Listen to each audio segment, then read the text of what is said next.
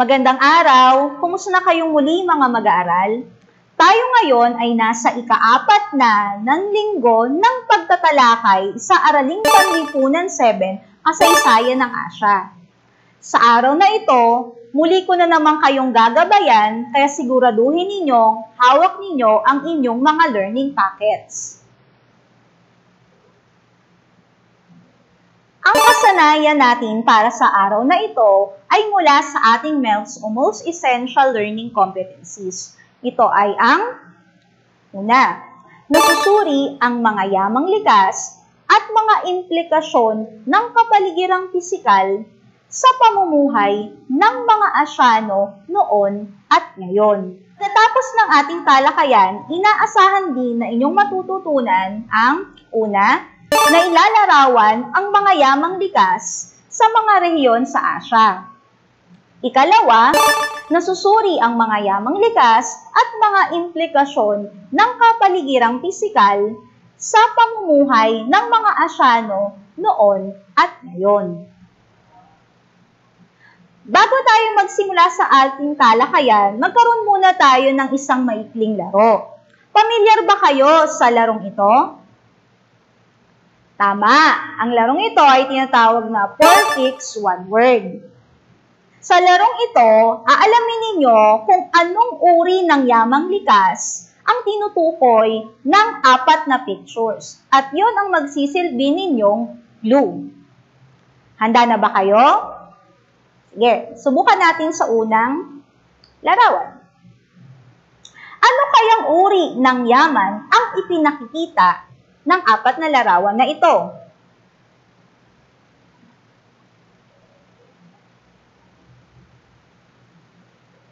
Tama. Ito ay yamang mineral. Mahusay kayo dyan. Sumunod na larawan. Ano man kayang uri ng yaman ang ipinakikita ng larawang ito? Tama.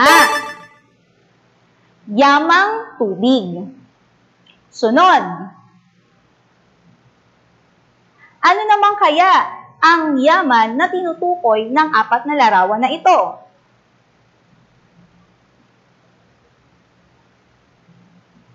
Tama kayong muli. Ito ay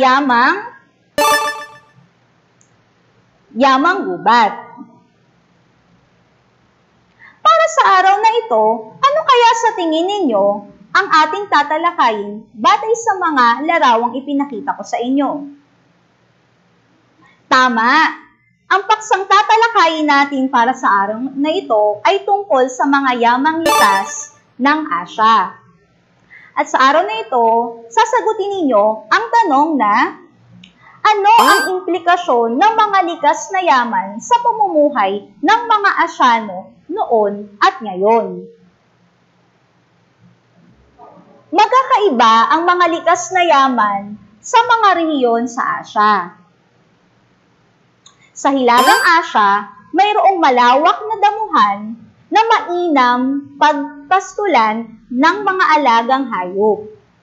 Bagamat dahil sa tindi ng lamig sa Hilagang Asya, halos walang mga punong kahoy na nabubuhay dito.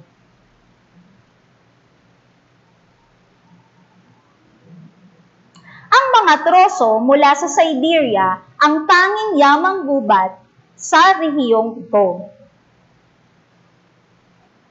Ang produktong panluwas ng rehiyong ito ay ang caviar o itlog ng mga sturgeon, ang malalaking isda na likas sa rehiyong ito. Ang Kyrgyzstan naman ay tinatayang may pinakamalaking deposito ng ginto sa mundo. Samantalang, ang Tajikistan naman ay may 3 uri ng yamang mineral. Ang metalikong mineral tulad ng ginto, mineral na panggatong tulad ng natural gas, at industriya ng mineral tulad ng phosphate. Pangunahing industriya naman ng Turkmenistan ay ang natural gas. Ang Uzbekistan naman ay isa sa mga nangunguna sa produksyon ng ginto sa buong mundo. Ang mga lambak ilog at mga mabababang burol ng mga bundok ay may produksyon ng pagkaing butil na nakatuon sa pagtatanim ng trigo, palay at barley. Gayon din ng bulak, gulay, tabako, sugar beets, sibuyas, ubas at mansanas. Sa pag-aalaga at pagpaparami ng mga hayop tulad ng baka at tupa, nagkakaroon ang mga tao ng lana, karne at gatas. Sunod naman nating pasyalan ay ang Timog Asya para malaman natin kung ano-ano ba ang mga halimbawa ng likas na yaman sa rehiyong ito. Pagsasaka ang pangunahing ikinabubuhay ng mga tao sa mga bansang kinabibilangan ito. Palay ang mahalagang produkto dito, bagamat may mga pataniman din ng trigo, jute, tubo, at mga gulay.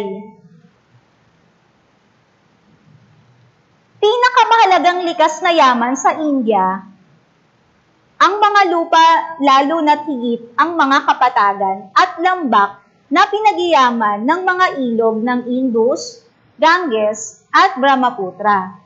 Malaki rin ang reserba ng bakal at karbon sa bansang ito.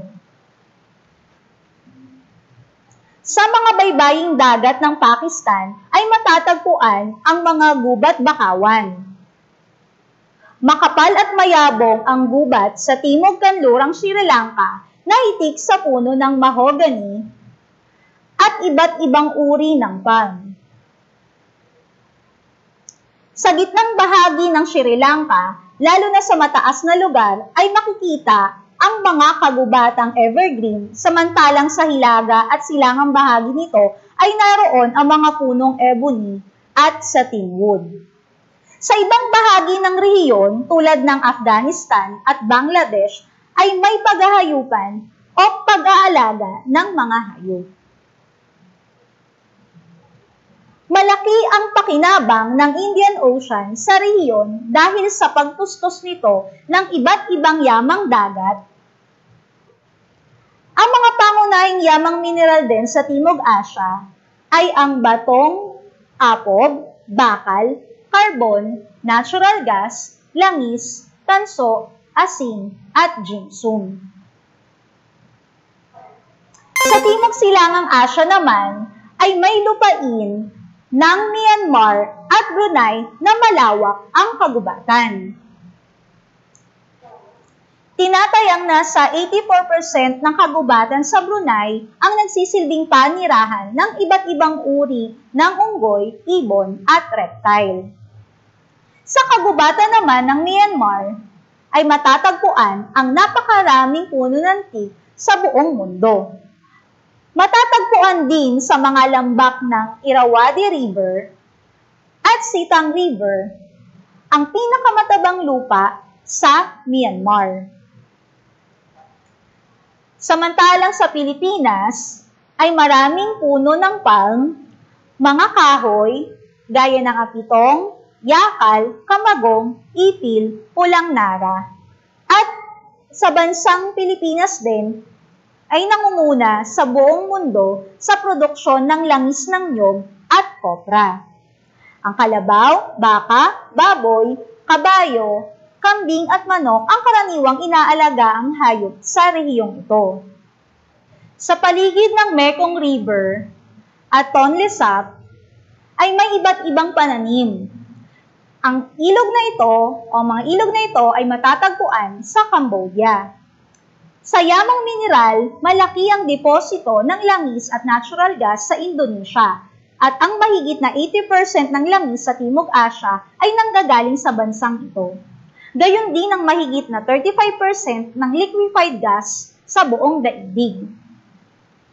Liquefied gas din ang pangunahing mineral na matatagpuan sa Malaysia.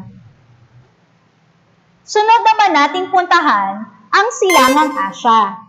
Ang mga bansang China, North Korea ay mayaman sa deposito ng mineral.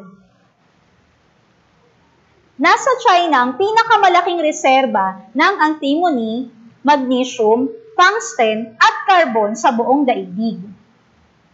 Sakop ng China ang 7% ng lupa sa buong mundo na maaaring bungkalin at ito'y pinagtataniman ng iba't ibang uri ng pananim. Pangunahing pananim nito ay ang palay na siyang nangunguna sa produksyon sa buong mundo. Salat sa yamang mineral ang Japan, bagamat nangunguna ang bansang ito sa industrialisasyon. Gayunpaman, nagtatanim sila ng mga punong mulberry upang maging pagkain ng mga silkworm, kaya nangunguna ang Japan sa industriya ng telang sukla. At ang huli ay ang Kanlurang Asya. Ang Kanlurang Asya ay sagana sa mga yamang mineral, partikular na ang langis at petrolyo. Ang Kanlurang Asya ay sagana sa yamang mineral, partikular na ang langis at petrolyo. Malaki rin ang produksyon ng langis ng mga bansang Iran, Iraq, United Arab Emirates o UAE, Kuwait at Oman. Karamihan sa mga bansa sa rehiyong ito ay may natural gas, tanso, bauxite, potash, zinc, magnesium, phosphate, at iba pa. Pinakamalaking tagapagluwas ng petrolyo sa buong daigdig ay ang Saudi Arabia. Sa agrikultura, nagtatanim ang mga taga-Kanlurang Asya ng trigo at barley sa mga oasis. Pangunahing produkto ng Iran ang trigo, barley, palay, bulak, mais, tabako at mga prutas. Paghahayupan din ang karaniwang gawain ng mga taong naninirahan sa mga lugar na bulubundukin at mga desyerto gaya ng Iran, Iraq, Syria, Saudi Arabia at Turkey. Nangunguna naman ang Iraq sa produksyon ng mga dates. Nangunguna naman ang Israel sa produksyon ng dalandan.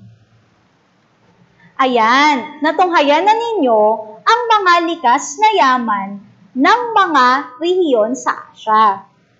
Ngayon naman, ano kaya ang implikasyon ng mga likas na yaman sa pamumuhay ng mga Asyano mula noon hanggang ngayon?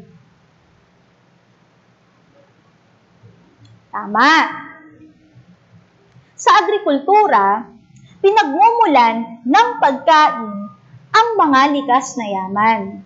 Halimbawa ay mga barley, trigo, na mula sa pagsasaka.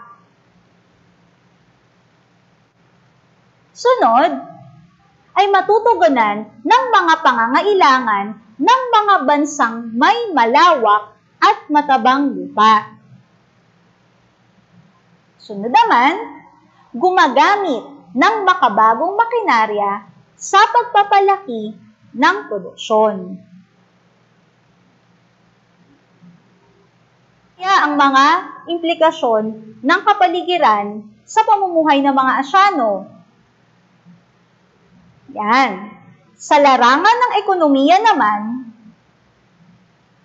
napapaunlad ang ekonomiya bunsod ng masaganang likas na yaman. Bukod pa dito, pinagkukunan ito ng mga hilaw na materyales. Ginagamit din ang mga likas na yaman sa pagluluwas at panustos sa mga pagawaan.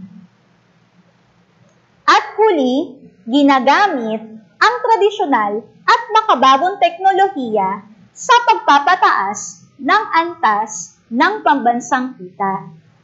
Yan ang mga halimbawa ng implikasyong dulot ng yamang likas sa pamumuhay ng mga Asyano mula noon hanggang ngayon.